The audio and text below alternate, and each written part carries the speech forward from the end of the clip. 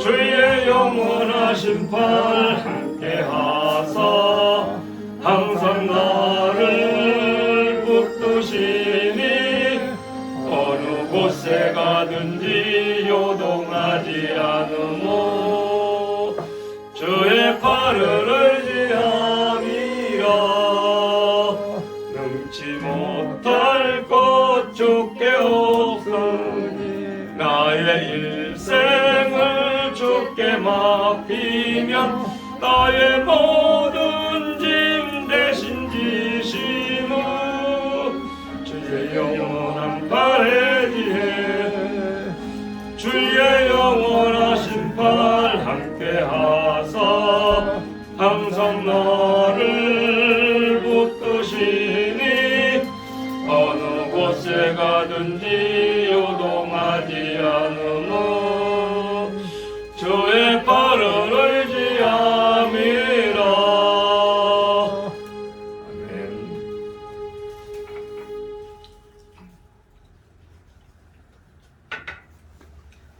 (367장) 전입니다.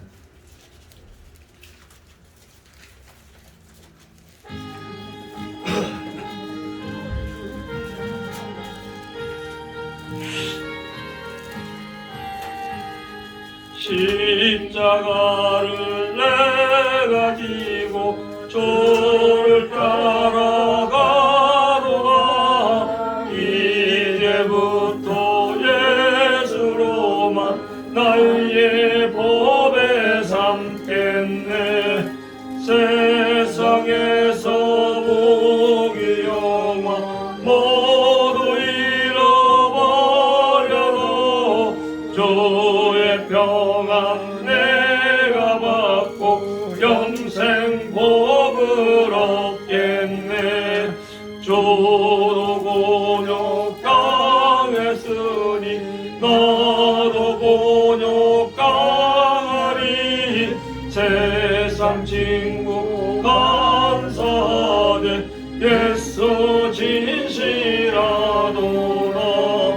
예수 나를 사랑하사 빛난 얼굴 배시면 원수들이 미워하나 염려할 것 없도다 내가 핍박당할 때에 주의 품에 안기고 세상 고초 당할수록 많은 위로 삼겠네 주가 주신 기쁨에 기뻐할 것 뭐냐 주가 나를 사랑하니 기뻐할 것뿐일세.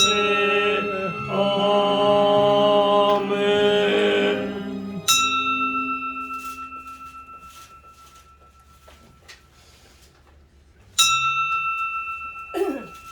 다같이 묵상 기도 드리심으로 주일 오후 예배 하나님께 드립니다. 다같이 묵도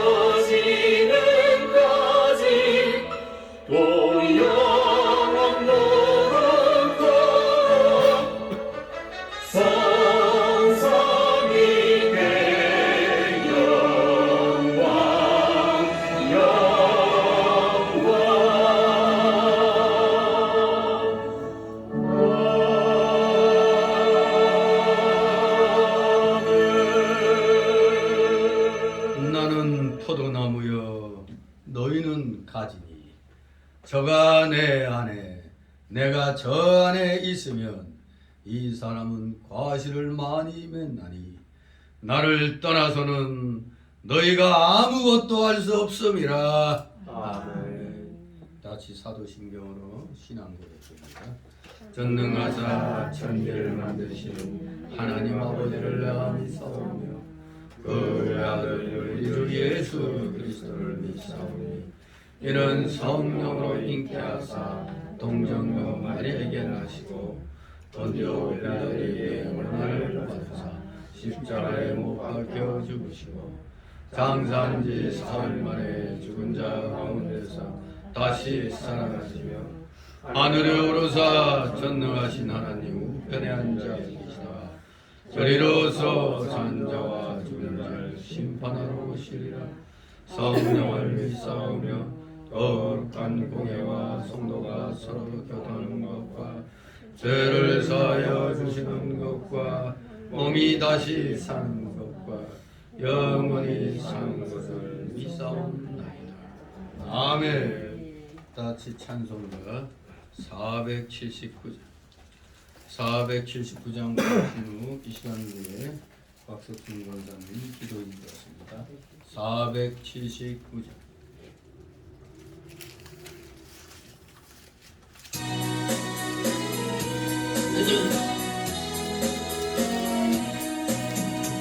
내가 깊은 곳에서 주께 불러아뢰니 주여 나의 간구를 들어주신 바라고 어저께 나만이 은혜 내려주소서. 주가 죄를 살피며 누가 능히 서리요. 오직 주만 모든 죄 용서하여 주시니 주님 앞에 떨면서 용서하십니다.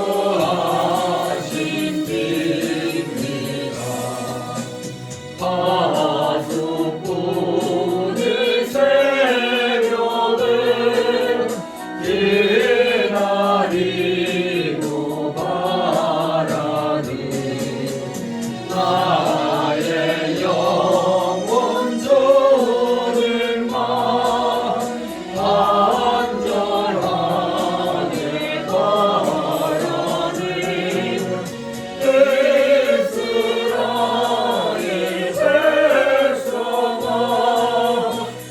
주를 바라기어라.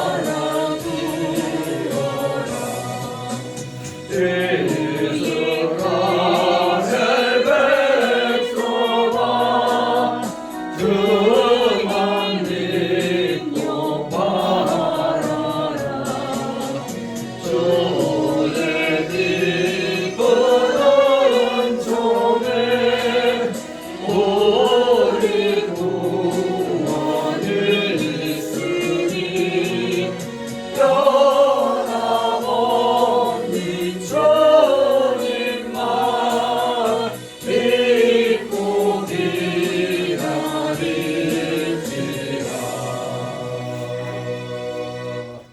아멘. 기도.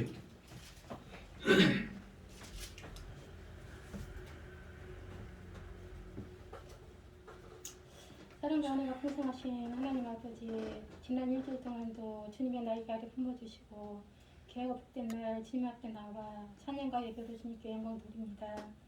죄로 인하여 죽을 수밖에 없었던 우리들을 십자가 주의 공로로 말미암아 깨끗게 하여 주시고 주님의 자녀 삼아 주심을 감사드립니다.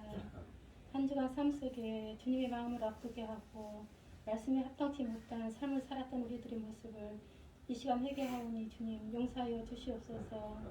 나는 날마다 죽노라 고백하였던 바울처럼 늘 우리들도 정결한 삶을 살아가는 성숙된 주의 자녀가 되게 하여 주시옵소서. 이제 부활주를 준비합니다. 앞서 고난주간 특별 새벽 사경회로 한 주간 드리오니 잘 준비하여서 한 사람도 빠지지 않고 주님의 십자가의 고난에 동참하는 우리 성교 성도들 다 되게 하여 주시옵소서. 이곳에 우리 성교회를 세워주시고 하나님이 특별히 사랑하시는 주의 종을 통하여 하늘의 신령한 양식을 공급받게 하심을 감사드립니다. 우리 목사님 신원을 건강케 도와주시옵시고 약해진 양무리들을 잘 인도해 나가시는 이 어두운 시대에 복음의 빛을 발하시는 능력 있는 성령 충만한 우리 목사님 되게 하여 주시옵소서. 강단에서 떨어지는 말씀이 땅에 떨어지지 아니하고 우리들 마음에 새겨져서 성령의 열매를 풍성한 삶을 살아드릴 수 있는 우리 성교 성도들 다 되게 하여 주시기를 원합니다. 이 시간도 전하는 자와 받는 자가 한마음 되어서 말씀을 받는 저희로 하여금 아론과 홀처럼 우리 목사님을 잘 보필하며 하나님께서 세워주신 우리 성교회를 잘 숨겨 나가는 우리 성교 성도들 다 되게 은혜를 함께하여 주시옵소서. 하나님 감사드립니다. 이 나라 이 민족을 사랑하여 주시어서 지난 대선을 통하여 자유민주주의를 갈망하는 귀한 일꾼을 세워주심을 감사드립니다. 하나님이 세워주셨사오니 지혜와 명철을 허락하여 주시옵시고 이 나라 이 민족을 잘 세워나가는 귀한 지도자로서 나갈 수 있도록 은혜 베풀어 주시옵소서. 이런 어려움도 많이 있을 줄 압니다. 지혜롭게 잘 헤쳐나가고 모든 국민이 활짝 웃는 나라가 하루속히 올 수 있도록 은혜 베풀어 주시옵소서. 지금은 뜻하지 않는 질병으로 많은 사람이 죽고 많은 사람이 고통 속에 있습니다. 하나님 하루속히 회복시켜 주시옵시고 건강한 나라, 건강한 백성들 되게 마음껏 하나님께 영광 돌리는 이 나라가 되게 하여 주시옵소서. 우리 성교회 성도들 건강 허락하여 주시옵시고 오늘 또 마음속에 풍부한 나온 기도의 제목 말씀을 통해 해결받고 들어가는 발걸음 되게 하여 주시옵소서.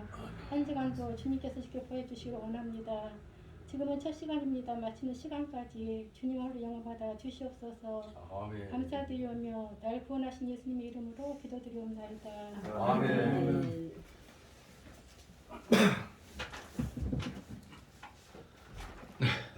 감사드립니다.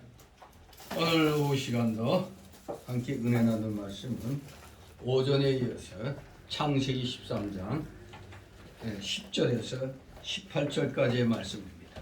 창세기 13장 10절에서 18절까지 우리 교대로 읽도록 하겠습니다. 이에 롯이 눈을 들어 요단들을 바라본즉 수알까지 온 땅에 물이 넉넉하니 여호와께서 소돔과 고모라를 멸하시기 전이었는 고로 여호와의 동산 같고 애굽 땅과 같았더라. 그러므로 롯이 요단들을 택하고 동으로 옮기니 그들이 서로 떠납니다. 아브라함은 가나안 땅에 거하였고 롯은 평지 성읍들에 머무르며 그 장막을 옮겨 소돔까지 이르렀더라. 소돔 사람을 위하여 여호와 앞에 문지기인이었더라. 롯이 아브라함을 떠난 후에 여호와께서 아브라함에게 이르시되 너는 눈을 들어 너 있는 곳에서 동서남북을 바라보라. 보이는 땅은 내가 너와 네 자손에게 주리니 영원히 이르리라. 내가 네 손으로 땅에 티끌 같게 하리니 사람이 땅에 티끌을 능히 셀 수 있을진데 네 자손도 세리라. 너는 일어나 그 땅을 종거하기로 하여 내가 그것을 내게 주리라. 다 같이 예 아브라함이 장막을 옮겨 헤브론에 있는 마므레 상술의 숲에 이르러 거하며 거기서 여호와를 위하여 단을 쌓았더라. 아멘. 우리가 오전에 자기 희생적인 양보를 하는 아브라함의 신앙을 살펴봤습니다. 그야말로 자기 희생적인 양보를 의미하는 아브라함의 그 화평의 제안, 그것은 망고의 근원이 되었다는 사실. 네가 좌하면 나는 우하겠고 네가 우하면 나는 좌하리라. 이 망고의 근원, 자기 희생적인 이 양보, 이 신앙이 여러분과 저의 믿음이 되기를 소망합니다. 그런데 이러한 믿음을 갖기 위해서는 우리는 항상 하나님과 동행한 삶을 잊어서는 안 됩니다. 아브라함이 물질을 의지하지 않고 오직 하나님으로 생명과 재산을 삼고 살았기 때문에 이러한 자기 희생적인 양보를 할 수가 있었습니다. 그리고 또 하나님의 영광을 위하여 살았기 때문에 이러한 자기 희생적 양보를 할 수가 있었던 겁니다. 또한 아브라함은 하나님과 동행하며 하나님을 생명으로 삼고 하나님으로 만족했기 때문에 이렇게 자기를 따라온 롯에게 도리어 모든 선택권을 우선적으로 주고 자기는 아무래도 좋다. 좋은 것이든 나쁜 것이든 나는 상관 안 할 테니까 네 좋은 것으로 네가 택하여 가라고 그야말로 물질면에 있어서 이러한 양보를 할 수 있는 이러한 믿음의 사람 아브라함. 오늘의 우리들은 물질 문제만 부딪히면은 신앙 양심이고 뭐고 다 안 보이는 데 갖다 놓죠. 그냥 일단 내 거화 시키고 보자. 이것이 오늘의 참 성도라고 부르기 부끄럽고 목사라고 부르기도 부끄러운 그런 일들이 우리 주변에 많이 일어나고 있습니다. 아무튼 이 아브라함의 이 놀라운 희생적인 이 양보. 자, 아브라함이 이렇게 양보를 했으면은 당연히 또 우리가 잘 아는 그 광고 카피처럼 형님 먼저 하면은 아우 먼저. 형님 먼저 아우 먼저 이럴 줄 알았더니 이게 웬걸 삼촌 먼저 조카 먼저 이렇게 몇 번 되풀이될 줄 알았더니 넙죽 그냥 조카 롯은 받아 챙깁니다. 그야말로 오늘 이 10절에서 18절 말씀은 언약 보증과 그런 말미암은 아브라함에게 복을 주시는 그 여호와 하나님, 그 하나님께 지금 경배하는 그런 모습을 이제 보게 됩니다. 오늘 10절에서 18절의 제목은 언약 보증과 경배입니다. 자, 10절 11절입니다. 이에 롯이 눈을 들어 요단들을 바라본즉 소알까지 온 땅에 물이 넉넉하니 여호와께서 소돔과 고모라를 멸하기 전이었는 거로 여호와의 동상 같고 애국 땅과 같았더라. 그러므로 롯이 요단 온들을 택하고 동을 옮기니 그들이 서로 떠난지라. 아멘. 예. 롯은 아브라함의 조카로 하란을 떠난 이래 줄곧 삼촌인 아브라함의 영향권 하에서 성장했기 때문에 사실 자기의 후견인이고 보호자와 같은 아브라함에게 있어서는 그야말로 이 롯의 입장은 지금 아브라함을 아버지처럼 모셔야 되는 거예요. 아들과 같은 의무를 행해야 될 처짐에도 불구하고 세속적인 이해관계에 따라서 자기 눈에 보이는 아름다운 땅, 풍부한 처장과 물, 주민들의 번영에 이끌려서 결국에는 자기 먼저 이기적인 선택을 합니다. 참으로 의리는 어디 갖다 팔아버렸는지 이 최소한 기본적인 그러한 양심이 있어야 될 터인데 이 인간은 네가 좌하면 내가 우하겠고 네가 우하면 내가 좌리라 했더니 아이고 하면서 감사합니다 하고 넙죽 받아 먹었어요. 의리고 뭐고 다 팽겨치고 욕심으로 기울어져서 그저 좋은 땅으로 보이는 소돔 고모라성 그 부근 요단들을 택했습니다. 삼촌이 마땅히 먼저 좋은 것을 택해야 함에도 불구하고 자기가 먼저 좋은 곳을 택하여 갔습니다. 아니 아들과 같은 역할을 해도 시원찮을 텐데 이렇게 세속적인 이해관계에 자기 이득을 먼저 챙기면서 눈에 보이는 좋은 곳을 골라서 가는 겁니다. 참으로 이 롯의 신앙은 한마디로 말하면 한 손에는 하나님 또 다른 한 손에는 세상을 붙들고 살려고 하는 신앙입니다. 오늘날 신학적으로 말하면 요게 바로 이름하여 신복음주의, 신복음주의 사상입니다. 즉 중립주의 사상을 가진 자예요. 한 손에는 하나님, 한 손에는 세상. 그러므로 롯은 당연히 성경 말씀을 잘 깨달았더라면 아니옵니다. 아저씨 먼저 제가 지금까지 누구 덕으로 이렇게 살아왔는데 제가 어떻게 좋은 것을 택할 수 있겠느냐고, 삼촌 먼저 이렇게 해야 정상인데 롯은 그렇지 않았습니다. 땅이 기름지고 물이 넉넉한 요단을 택하여 그것으로 잽싸게 움직이기 시작한 겁니다. 한마디로 이 욥의 이 행동은 그야말로 모든 신앙 타락자들의 예표라고 볼 수가 있어요. 아니 어떻게 그렇게 은혜를 입은 자기 삼촌이 양보했다고 자기도 좀 예의상 몇 번 왔다 갔다 하는 거라도 보여야 될 텐데, 이런 인간을 이름하여 어떤 놈이라고 그러죠?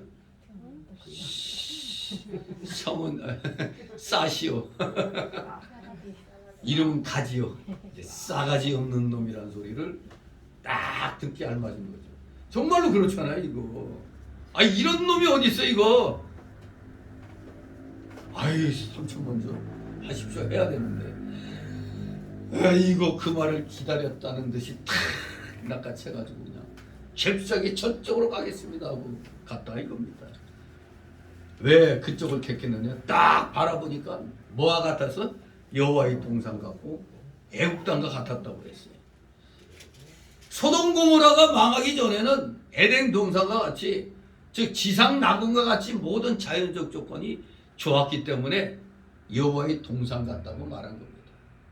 또 애국 땅과 같았다는 것은 그것이 아주 비옥한 옥토였다는 뜻입니다. 애국 땅은 나일강의 혜택을 받는 옥토였잖아요. 롯은 하나님을 모시고 하나님이 인도대로 사는 것은 둘째였습니다. 이 롯에게는 세상이 첫째였습니다. 세상이 첫째. 두 번째가 을입니다. 세상이 첫째. 두 번째가 그 다음에 하나님이죠. 너희는 먼저 그의 나라와 그의 의를 구하라고 그랬잖아요.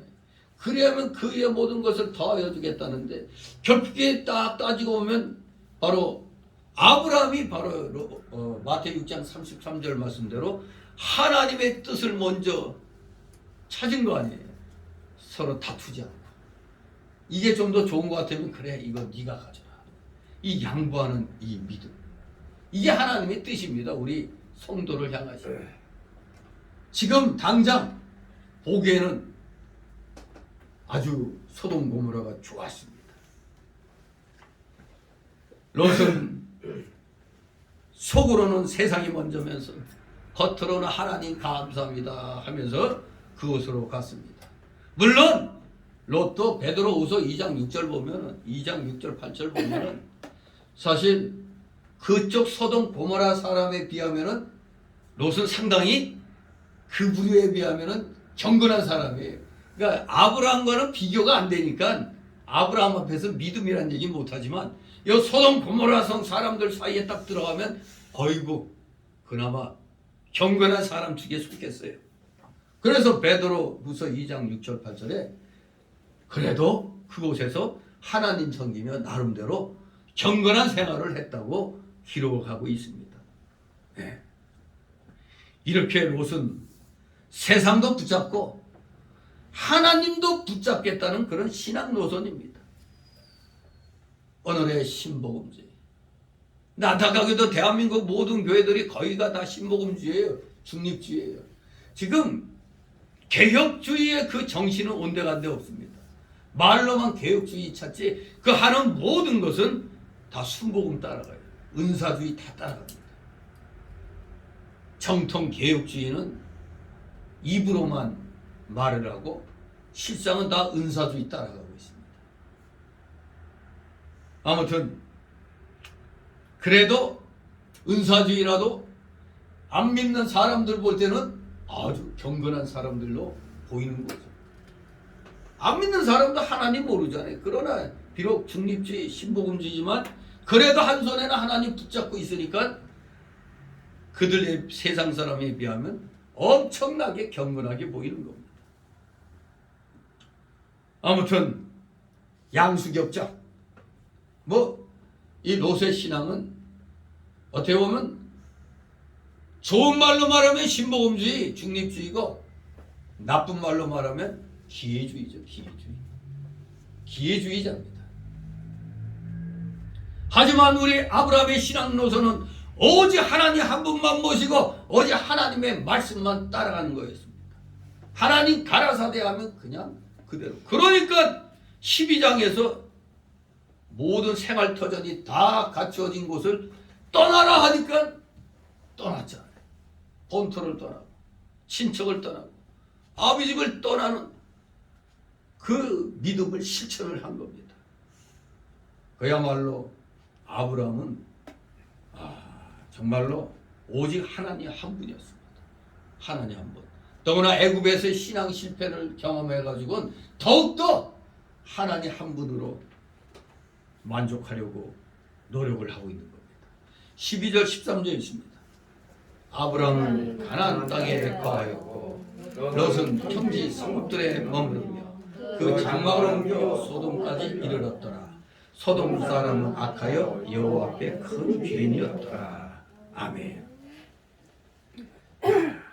이 죄인들이 드글드글대는 소돔과 고모라로 롯은 갔습니다. 그래서 좀 전에 제가 이러한 롯의 행적은 모든 신앙 타락자들의 예표라고 말씀했죠. 모든 신앙 타락자들의 예표.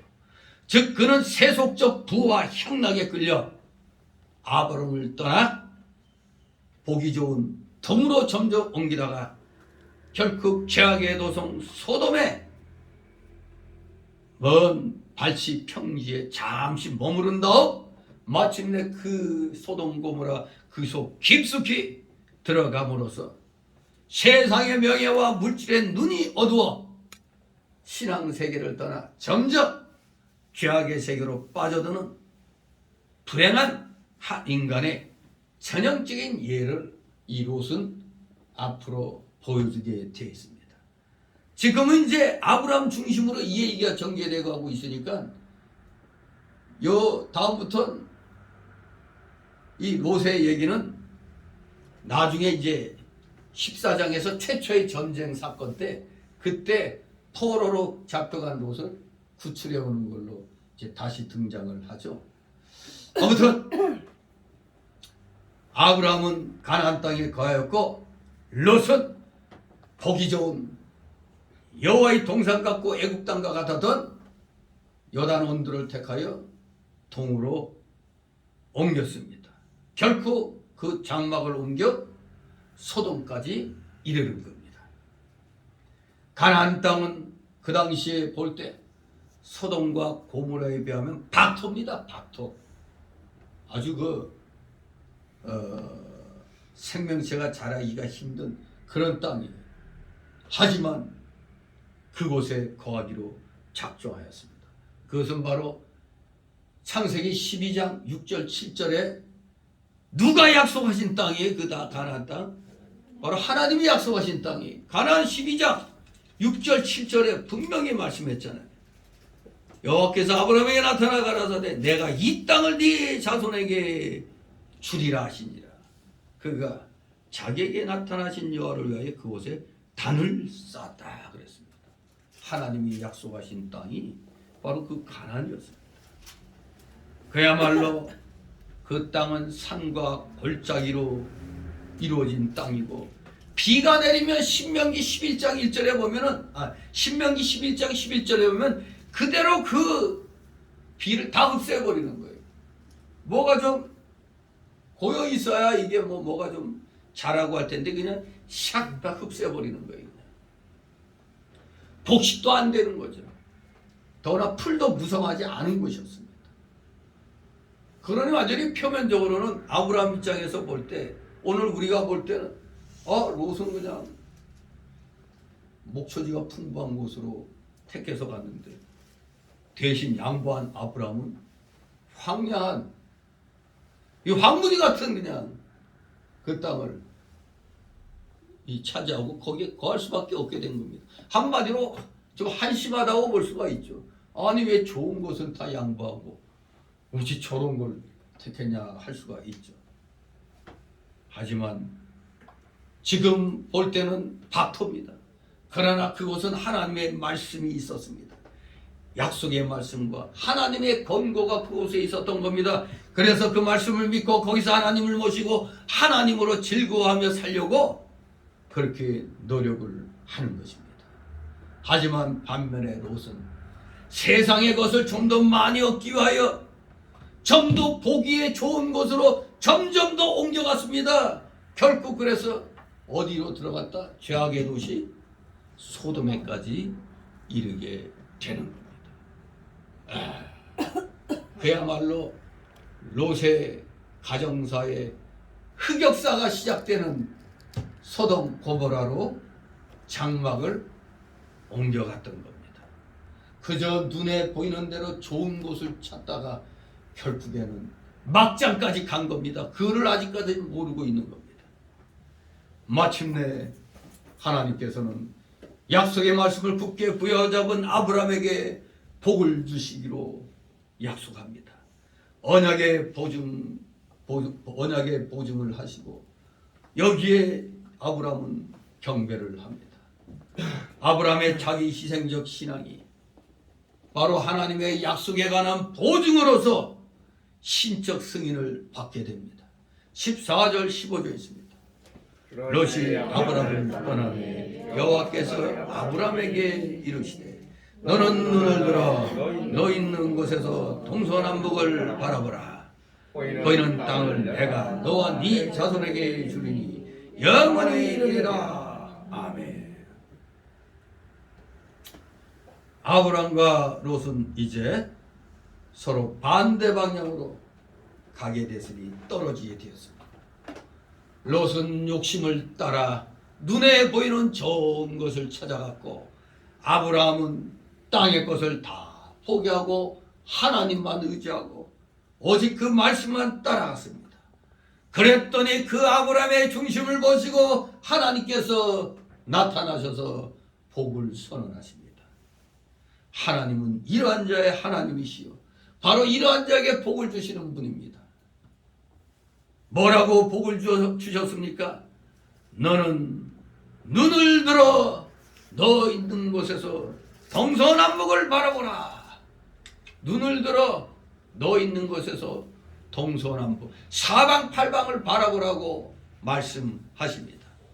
하나님께서 이렇게 아브라함에게 이 말씀을 하신 것은 이제 조카 롯과의 결별로 인한 어쩌면은 아브라함도 인간이기에 속으로 좀 서운하지 않았겠어요.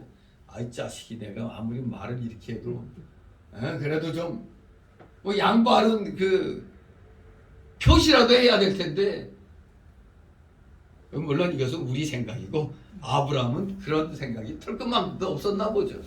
우리 같으면 아유 이 싸가지 없는 너 그랬을 텐데, 아무튼 아브라함은 중심을 하나님께 드렸기 때문에 하나님이 그것을 기특하게 보신 겁니다. 하지만 나름대로 같이 거느리고 살던 롯이 떠났으니 어쩌면 인간적인 고독, 그리고 또 옆에 있다가 이제 좋은 곳을 찾아 떠난 거기에 대한 어떤 그 상실감, 고독과 상실감, 이런 것이 있었을 겁니다. 인간이니까. 하지만 그것을 잘 극복하고 롯처럼 탐욕의 눈으로서가 아니라 믿음과 소망의 눈으로 약속의 땅을 바라보는 것입니다. 바로 하나님이 그러한 마음으로 약속의 땅을 바라보라고 너는 눈을 들어 너 있는 곳에서 동서남북을 바라보라고 했습니다. 그러면 보이는 땅을 내가 너와 네 자손에게 주리니 영원히 이르리라고 약속하셨습니다. 여기에 이 장면은 나중에 역사적으로 약속이 성취되기 직전에 신명기 34장에 보면 비스가 산꼭대기에 그 모세에게 가나안 땅을 보여주신 그 하나님의 행동을 좀 연상을 시킨다고 볼 수가 있습니다. 모세가 가나안 땅에 들어갔어요? 못 들어갔어요? 못 들어갔잖아요. 하지만 대신 비스가 산꼭대기에서 그거 다 보여줬잖아요. 저 아브라함에게 하나님이 이렇게 약속의 땅을 바라보도록 했습니다. 후손들에게 바로 이러한 복을 다 주신 겁니다. 그래서 히브리서 11장 1절이 뭐라고요? 믿음은 바라는 것들의 실상이요 보지 못하는 것들의 증거라고 말씀을 했습니다.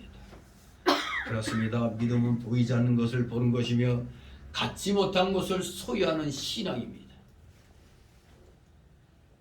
진실로 아브라함은 하나님께 지금 인정을 받은 겁니다. 아, 그래, 네가 나만을 의지하고 있구나. 왜? 인간은 물질이 있으면 욕심이 생기는데 그걸 갖다 다 털어버렸잖아요. 로색에 다 줘버렸어요. 자기는 껍데기만 갖고 지금 말씀에 의지해서 지금 가는 겁니다. 눈을 들어 너희 있는 곳에서 동서남북을 바라보라.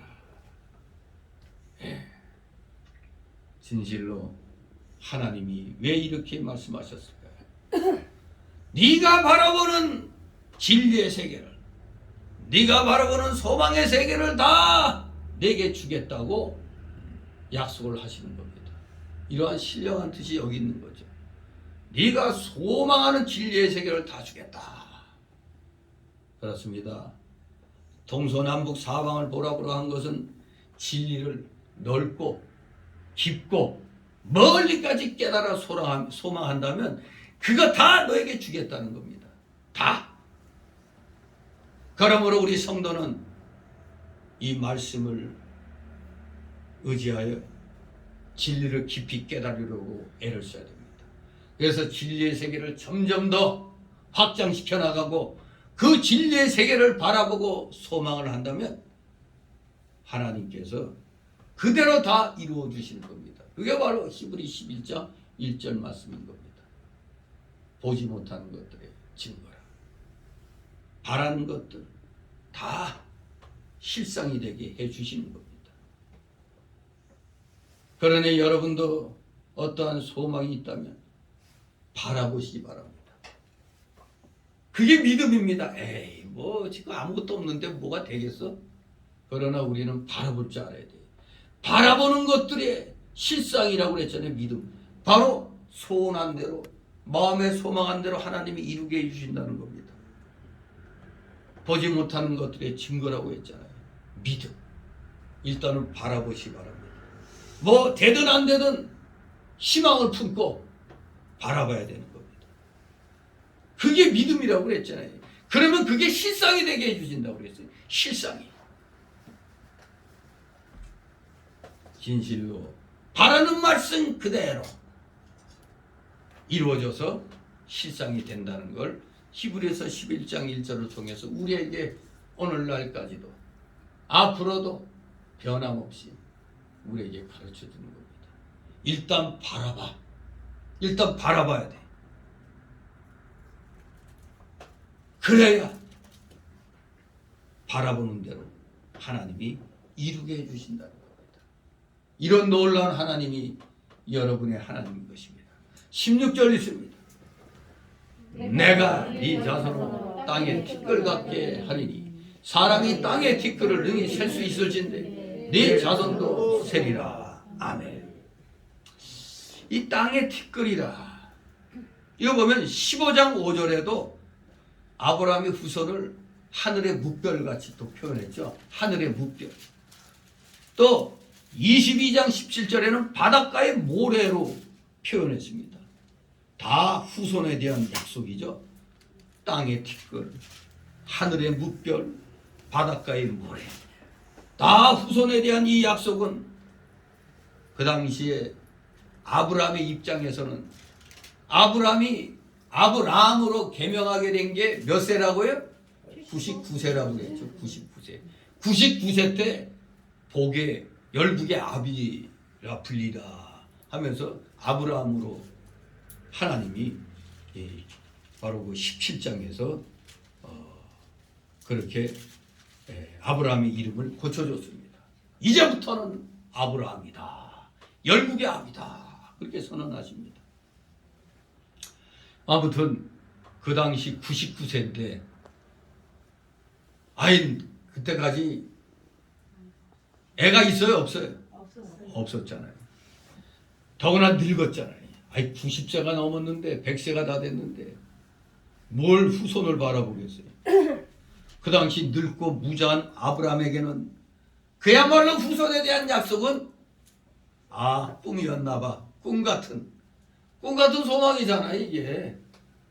100세가 다 됐는데 뭔 놈이. 더구나 자기 아내 사라도 마찬가지죠.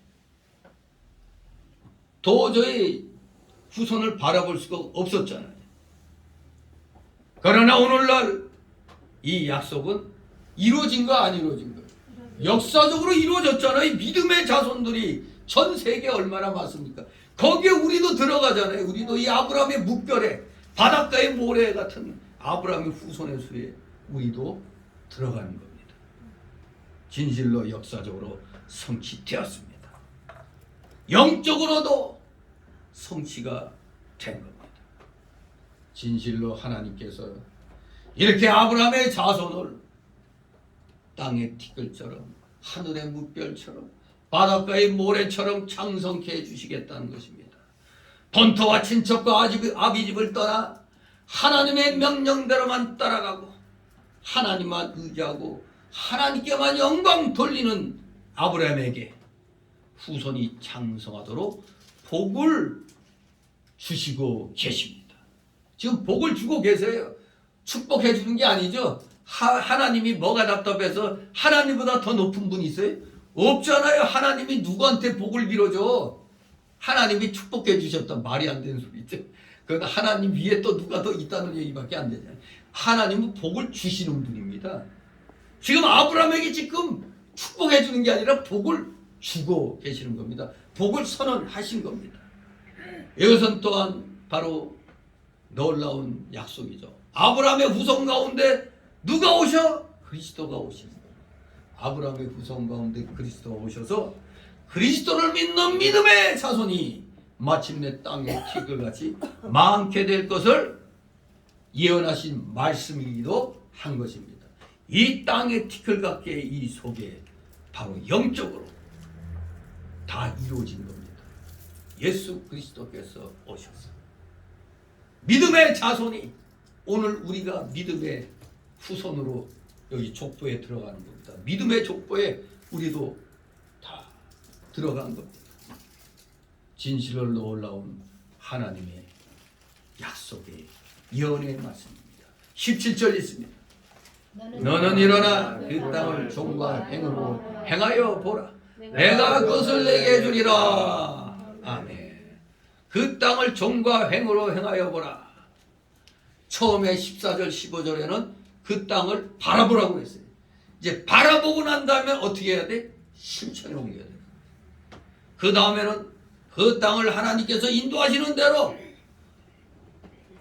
종으로 행으로 왔다 갔다 행해야 되는 겁니다.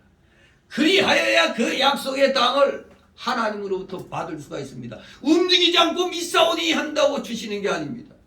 미싸우니 하면서 우리는 움직여야 돼요. 그것이 바로 구하고 찾고 두드리는 겁니다. 구하고 찾고 두드려야지. 구하기만 하면 받을 수가 없습니다. 바라만 보고 걸어가지 않으면 내 거가 안 됩니다.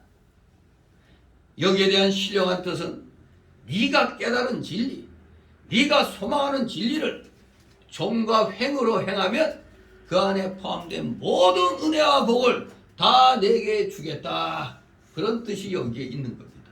종과 횡으로 행하여 보라. 오늘날도 우리에게 하나님의 약속을 바라보고 종과 횡으로 행해 보라고 그랬는데 우리는 말로만 믿습니다 하고 행동은 안 하고 있는 겁니다. 행동하지 않고 있는 겁니다. 그렇기 때문에 이 종과 행은 이 내용을 보면 우리가 십자가를 바라볼 때 종 그대로 이것은 높이는 그냥 바로 하나님과 사람 사이의 윤리가 되는 거죠. 하나님과 사람 사이. 행은 사람과 사람 사이의 윤리가 되는 겁니다. 바로 이 가운데 누가 있어? 예수 그리스도가 중보자로서 있는 겁니다. 사람과 하나님을 연결해 주는 거예요. 또 사람과 사람을 연결해 주는 겁니다. 그게 바로 십계명에 나와 있잖아요. 사람과 사람 사이의 윤리는 5계명부터 10계명까지잖아요. 사람에서. 즉 하나님께 대해서 바로 해야 되고 하나님께 대해 바로 한다면 사람에 대해서도 바로 해야 되는 겁니다. 이런 사람들이 있죠. 괜히 믿음만 좋은 척하고 하나님께만 바로 하면 된대. 어떻게 보면 맞는 말 같죠? 하나님께 바로 하면은 그런 사람은 사람과의 관계도 바르게 하려고 행동하게 되어 있습니다. 그저 하나님께만 바로 하면 되고 그냥 사람으로서 할 일 안 하면 그거는 바라만 보고 있는 거지 종과 행으로 행하지 않는 겁니다. 우리가 날마다 읽는 십계명 하나님께 첫째 바로 하고 다음에 사람에게도 바로 해야 되는 겁니다. 사람에게도 바로 해야 되는 거예요. 사람에게 바로 하는 거 무시하면 안 됩니다. 그래서 십계명이 하나님과 사람에 대한 그 강령으로 이렇게 둘로 나눠져 있는 겁니다. 그래서 우리도 말씀의 세계를 바라보고 살아야 되고 오직 그 말씀대로 행하여야만 복을 받게 되는 겁니다. 날마다 성경에서 진리를 발견하고 그 진리를 소망만 하면 안 되죠. 그 진리를 몸으로 행해야 내 것이 되고 내 기업이 되고 후손들까지도 복을 받게 되어 있습니다. 그런데 그저 말만 앞세우는 사람들, 말로만 경건해 행동은 안 하고 이런 사람은 사기꾼이죠. 말만 뻔지르게 하는 자는 다 사기꾼입니다. 이러니 이 기독교 안에도 사기꾼이 얼마나 많습니까? 그냥 말만 뻔질나게 해야지 말씀만 잔뜩 많이 알지 더무지 그냥 행할 줄 모르는 사람들 엄청 많습니다.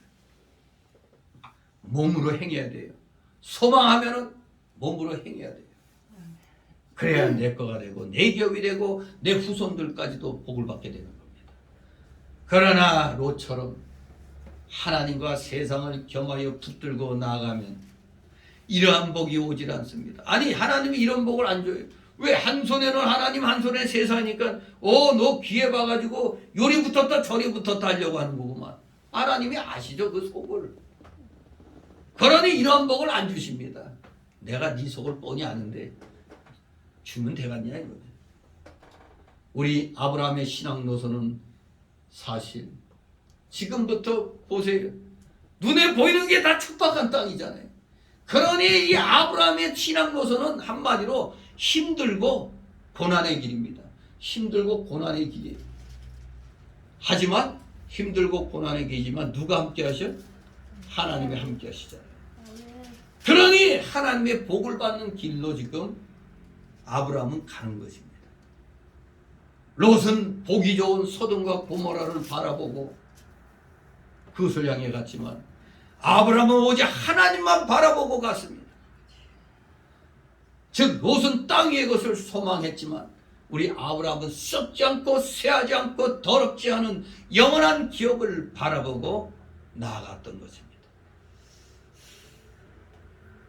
진실로 우리 성도들은 환난 가운데서도 즐거워하면서 사는 아브라함과 같은 그런 믿음을 우리는 가져야 됩니다.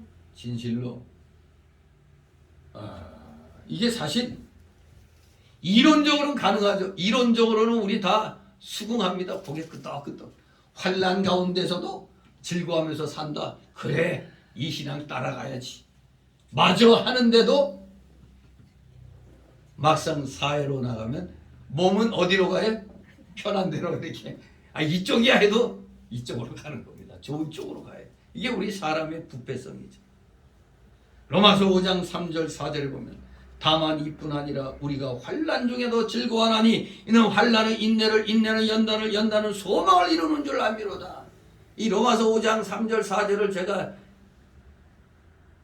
4글자로 만들었죠. 환인연소라. 환인연소. 환난은 인내를, 인내는 연단을, 연단은 소망입니다. 이게 우리 기독교인의 자세가 되어야 됩니다. 진실로 이 로마서 5장 3절 4절 말씀이 아브라함의 신앙인 겁니다. 아브라함의 신앙 고백인 것입니다. 환난 속에서 인내를 배우고 인내 속에서 연단을 받으면서 그러면서 그 연단은 소망을 이루게 만드는 지름길이라는 걸 아브라함은 알았던 겁니다. 그러니까 담대하게 롯에게 너 좋은 대로 가라. 나는 네가 택하고 남은 그 길로 간다. 이렇게 말합니다. 진실로 우리 정말 믿음이 아무리 좋다 그래도 이 물질 문제가 부닥치면은 이 성도 간에도 의가 갈라지잖아요. 이런 현실을 놓고 아브라함을 보면은 이게 사람인가? 사람이 아닌 것처럼 보이죠. 어떻게 이런 막대한 손해, 자기에게도 목자, 자기 밑에 그 목자들, 목동들 많잖아요. 가축들도 많고. 그런데 그 자기 가축들도 잘 먹고 잘 먹여야 될 거 아니에요. 그런데 좋은 걸 다 조카에게 줘버렸으니 사실 아브라함 밑에 있는 일꾼들은 뭐라고 생각할까요? 아이고, 어떻게 사람이 저러냐? 저래갖고 먹고 살겠느냐? 분명히 아브라함의 그 일꾼들은 그렇게 생각할 겁니다. 그러면서 저 조카 롯을 원망할 거예요. 아유, 저 나쁜 놈, 저 싸가지 없는 놈, 어떻게 저거 삼촌이 가란다고 저렇게 그냥 좋은 데를 택하여 가냐고 아마 궁시렁궁시렁 될 겁니다. 하지만 그들도 어쩔 수 없이 주인인 아브라함이 가자 하는 대로 가야 할 수밖에 없죠. 그래도 아브라함을 쫓아가가지고 잘 됐어요, 못했어요? 잘 됐잖아요. 근데 롯을 쫓아간 데는 다 아주 그냥 망해버리는 상황인 거죠. 먼저는 이 소돔의 그 왕들에 의해서 롯이 체포당해 가잖아요. 여기 보면 그돌라오멜 그와 함께한 왕들 돌아올 때 소돔 왕이 사회 골짜기 곧 왕국에 나와 아브라함을 영접했다고 해요. 그러니까 그때는 소돔이 이 무력이 좀 약했나 보죠. 아무튼 이 소돔의 적들이 치고 들어와가지고 거기에 또 자기 조카까지 그냥 사로잡아간 걸 알고 몇 명의 가신을 준비했어요. 318인을 거느리고 가서 적에게 포로로 끌려가는 자기 조카를 구해오고 빼앗겼던 재물까지도 다 찾아오니까 소돔 왕이 그냥 만세 만만세 하면서 영접을 했던 겁니다. 아무튼 보기 좋은 곳 찾아간 롯은 이렇게 또 어려움을 겪게 되는 겁니다. 결코 하나님의 뜻을 쫓아간 아브라함은 처음에는 조금 고생스러웠겠지만 결코 뿌리를 내리고 그곳에서 번성을 하게 된 겁니다. 다 같이 18절 있습니다. 이에 아브라함이 장막을 옮겨 헤브론에 있는 마므레 상수리 수풀에 이르러 가며 거기서 여호와를 위하여 단을 쌓았더라. 아멘. 귀중하고 큰 약속을 하나님께 받았습니다. 그래서 아브라함은 그 말씀의 세계만을 바라보면서 오직 즐거움으로 살았고 비록 이 세상에서는 장막 생활을 하며 나그네 생활을 했지만 신령한 세계를 바라보기 때문에 날마다 즐거움으로 살았던 겁니다. 아브라함이 또 가나안 헤브론 골짜기로 옮겨가서 거기서 장막을 치고 마물의 수풀에 이르러 제단 쌓고 여호와께 제사를 드렸습니다.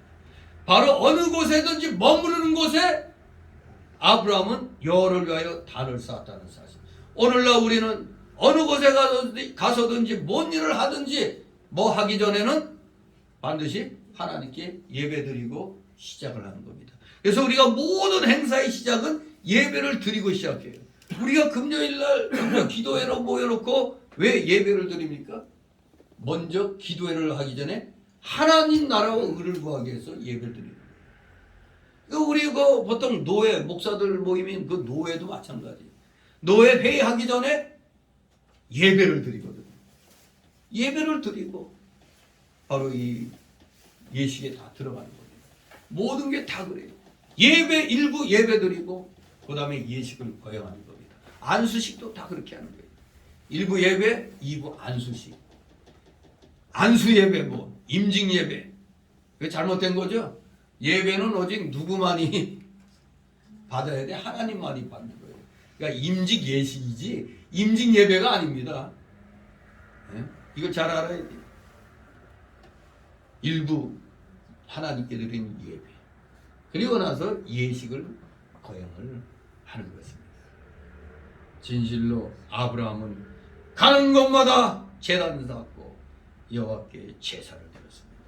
바로 아브라함에게 있어서는 하나님 섬기는 일이 본업이고 하늘나라가 본향이고, 그러니 이 세상 일은 본업이 아닌 부업인 겁니다. 우리들도 마찬가지입니다. 이 세상에 있는 동안 열심히 살긴 살되 이 세상 일은 부업입니다. 우리의 본업은 하나님께 예배드리는 겁니다. 이것이 우리의 본업이에요. 그저 이 세상 생활은 나그네 생활입니다. 여러분도 나그네 생활 많이 했죠? 왜? 처음부터 집 산 사람 있어요? 물론 부모가 사줬으면 몰라도 처음에는 월세방, 단칸방, 그러다가 전세, 그러다가 조금 되면 이제 집 마련하고, 집 마련하고 보니까 아파트가 좋아. 또 아파트 노래 부르면서 아파트로 들어가고 그러죠. 그러다가 욕심 생기니까 아파트 한 채 더 사놓자. 그러더니 또 한 채 사놓자. 그랬다가 이 자유민주주의에서는 시장경제는 내가 능력 있으면 더 한 채 살 수도 있고 두 채 살 수도 있는 거예요. 근데 뭐 투기 목적으로 이렇게 사는 건 그건 안 된, 그건 잘못된 거지만 우리가 기본적으로 자식에게 주려고 한 채나 두 채 이렇게 사놓을 수는 있거든요. 근데 지금 두 채를 갖고 있던 사람이 하나를 팔면 토탈 세금이 얼마, 양도세 뭐 해서 다 몇 프로 나가는지 아세요? 71.5%. 100만 원에 팔았으면 71만 5천 원을 세금으로 내야 돼. 1억에 팔았으면은 7,150만 원을 세금으로 내야 돼. 도둑놈들 아니야. 근데 집 세 채 있는 사람이 하나 팔면 82.5%라네. 그냥 통째 뺏어가는 거죠. 10억짜리 집을 팔았는데 8억 2,500만 원을 세금으로 내야 돼. 자, 이럴 것 같으면 팔까요, 안 팔까요? 안 팔고 말지. 팔아갖고 그 돈 저놈들이 띵까띵까 하면서 희한한 짓거리 하는데 쓰잖아요. 저는 못된 놈들. 이제 저런 나쁜 정권은 이제 5월 10일로 끝나지만 아무튼 우리가 이 세상 사는 동안은 싫든 좋든 그런 나그네 생활이에요. 또 잘 나가다가 망하면은 절제 단칸방 생활로 주저앉기도 하잖아요. 이 세상의 삶은 그야말로 나그네 삶이에요. 옮겨갑니다. 저도 이거 주민등록 초본을 갖다 이렇게 쭉 띄워보면은 한 장 갖고는 안 돼. 두 장, 세 장. 얼마나 이제 새를 갖다 옮기면서 살았는지 세어보니까 아이고 무지하게 올해 여기 2000년도에 2002년 1월 1일 날 개척교회 예배 드렸으니까 20년 여기서 그냥 20년 있었던 거예요. 여기서 20년 만 20년이 지났죠. 네. 한 곳에 이렇게 정착한다는 것 정말 여기저기 이렇게 나그네 생활하다가 이렇게 머물게 되는 건데, 아무튼 우리 인생들은 잊어서는 안 될 게 있습니다. 세상 일은 부업이다 본업이다? 부업인 겁니다. 세상 일은. 우리 예수 믿는 사람들의 본업은 뭐가 본업이야? 하나님 섬기는 일이 본업입니다. 그러니 우리에게는 그 무엇보다도 예배 드리는 일이 그렇게 중요한 거예요.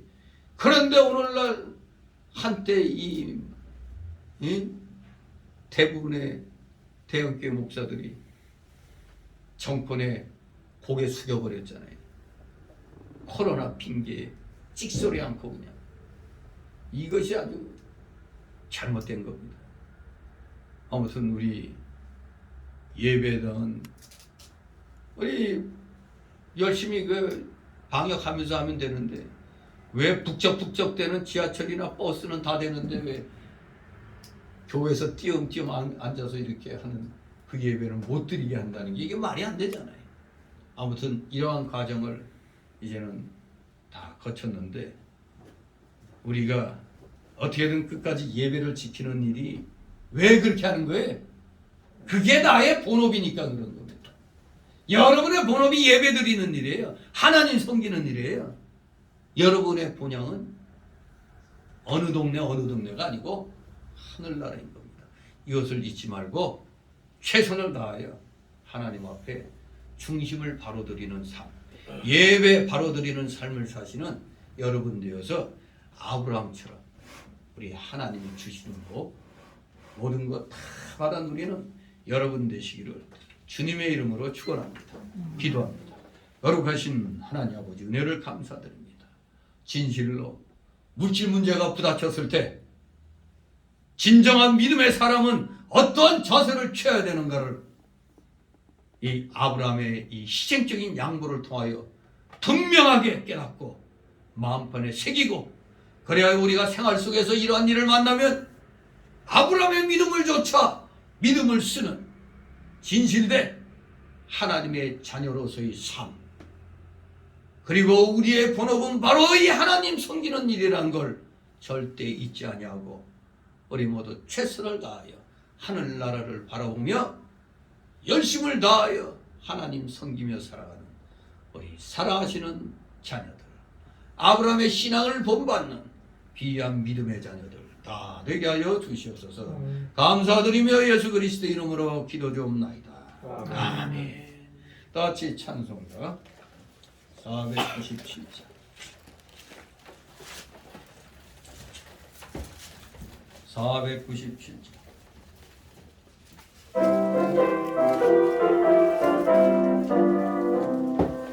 어디든지 예수 나를 이끌며, 어디든지 예수 함께 가려네. 예수 함께 아니라면 나없고, 왕성 예수 함께 가면 겁없네. 어디를 가든지 겁내 겁네. 어디든지 예수 함께 가려네. 세상 친구 모두 나를 떠나도 예수 함께 가면 외로움 없겠네. 가는 길에 위태하고 험해도 어디든지 예수 함께 가려네. 어디를 가든지 겁낼 것 없네. 어디든지 예수 함께 가려네. 모든 것을 나를 에워쌀 때에 주가 함께 계심 믿고 자려네. 주문을 내 천국에서 깨어나 예수 함께 길이 살리라. 어디를 가든지 겁낼 것 없네. 어디든지 예수 함께 가려네. 주기도문으로 마칩니다. 하늘에 계신 아버지, 이름이 거룩히 여김을 받으시오며 나라의 마옵시며 뜻이 하늘에서 이룬 것 같이 땅에서도 이루어지이다. 오늘날 우리에게 일용할 양식을 주시고 우리가 우리에게 우리 죄진들을 세준 것 같이 우리 죄를 사여 주시고 우리를 시험에 들게 하지 마옵시고 다만 악에서 구하옵소서. 대개 나라와 권세와 영광이 아버지께 영원히 있사옵나이다. 아멘.